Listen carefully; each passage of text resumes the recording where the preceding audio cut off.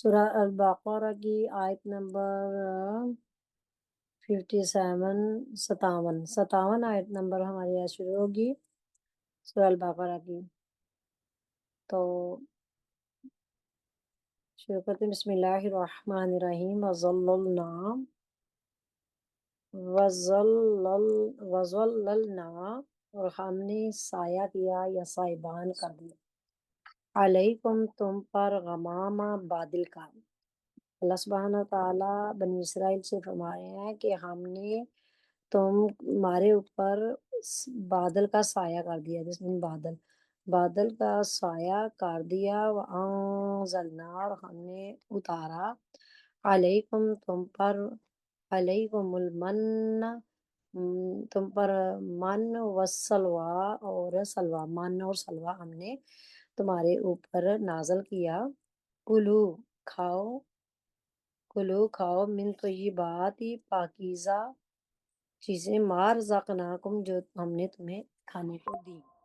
ما مسولہ کا ہے جو، یہاں پہ ما کا من جو آئے گا کیونکہ مسولہ ہے کہ ہم نے تمہیں جو دیا کھانے کو، رزق۔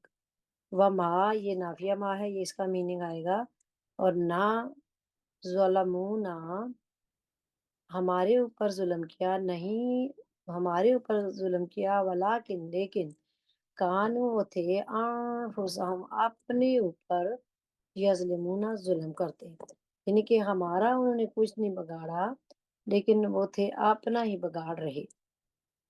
وما ظلمونا نہیں ہمارا کچھ بگاڑا لیکن وہ تھے اپنا ہی کچھ بگاڑ رہے یا ظلم کر رہے اپنے اوپر۔ بات ایک یہ۔ اب یہ جو وَظَلَّلْنَا عَلَيْكُمُ الْغَمَامَ، اور اس کا تفسیر کچھ اس طرح ہے کہ وَظَلَّلْنَا ہم نے تمہارے اوپر بادل کا سایہ کر دیا، اس کا پورا علیکم الغمامہ کا۔ فرعون کے غرق ہونے کے بعد بنی اسرائیل دوبارہ مصر میں آباد ہو گئے۔ کچھ عرصہ بعد حضرت موسیٰ علیہ السلام نے انہیں حکم الہی سنایا، یعنی کہ اللہ سبحانہ تعالیٰ نے حضرت موسیٰ علیہ السلام کے اوپر کو بتایا کہ ان کو حکم کرو کہ ملک شام حضرت ابراہیم علیہ السلام اور ان کی اولاد کا مدفون ہے، یعنی وہاں پہ دفن ہے، اور اسی میں بیت المقدس اسے عمالقہ قبیلے سے آزاد کروانے کے لیے جہاد کرو، مصر چھوڑ کر وہیں وطن بناؤ۔ مصر کا چھوڑنا بنی اسرائیل کے لیے بڑا تکلیف دہ تھا، تو شروع میں تو انہوں نے ٹال مٹول کی، لیکن مجبور ہو کر حضرت موسیٰ اور حضرت ہارون علیہ الصلوۃ والسلام، علیہ الصلوۃ اس لیے ہے کہ وہ دو تثنیہ کا صیغہ یوز ہوا ہے، کہ ان کے ساتھ میں روانہ ہوئے ان کے ساتھ، اور مجبوراً ان کو روانہ ہونا ہی پڑا۔ تو راستے میں جو کوئی سختی یعنی کہ کوئی بھی سختی ہوتی اور دشواری پیش آتی تو حضرت موسیٰ علیہ السلام سے شکایتیں کرتے۔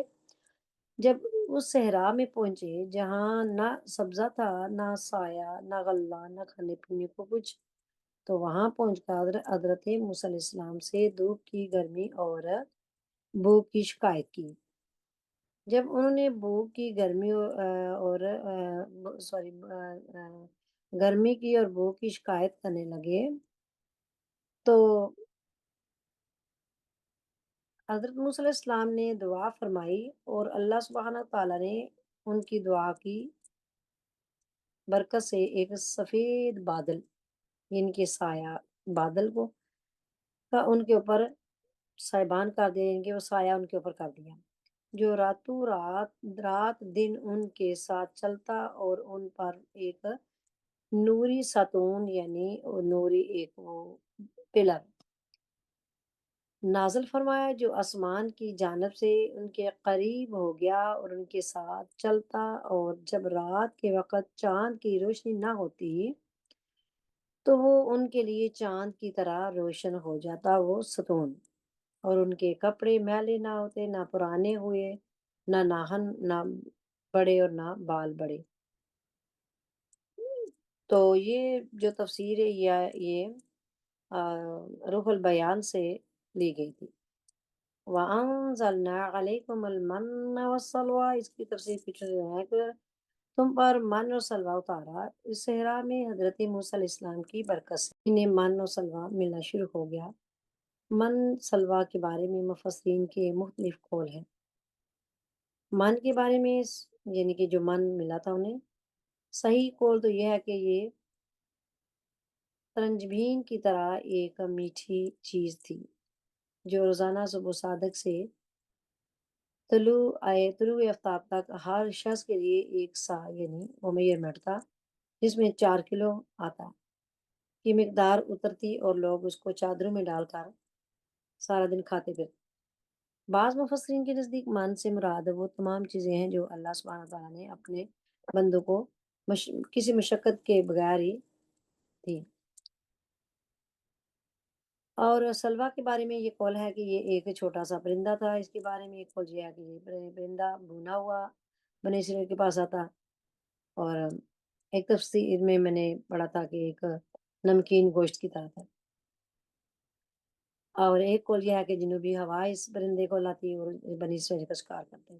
دونوں چیزیں ہفتہ کو بالکل نہ آتی، باقی ہر روز پہنچتی، جمعہ کو دگنی آتی، اور حکم یہ ہوا تھا کہ جمعہ کو ہفتے کے لیے بھی جمع کر لو، مگر ایک دن سے زیادہ کا جمع کرنا نہ کرو۔ اللہ سبحانہ تعالیٰ منع فرمایا ایک دن سے زیادہ نہ کرو، جس دن نہیں آتا بس اس کے دن کے لیے کر لو۔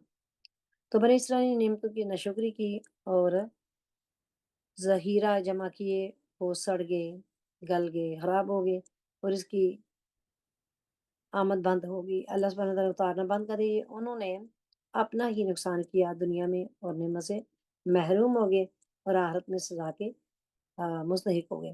یعنی اس کا مطلب ہے کہ یہ تو نہ تو نبی کا انہوں نے حکم نہیں مانا تھا، دوسرا اللہ سبحانہ تعالیٰ کی انہوں نے نافرمانی کی تھی، جس کی وجہ سے انہیں سزا دنیا میں بھی مل گئی کہ انہیں بنا بنایا جو من اور سلواتا تھا وہ بھی نہ بند ہو گیا۔ اور اس کے بعد اگلی جو تفسیر ہے اگلی آیت میں اس کی باقی ڈیٹیل ہے، تو انشاءاللہ پھر ہوگی۔ اللہ حافظ، دعا میں یاد رکھیے۔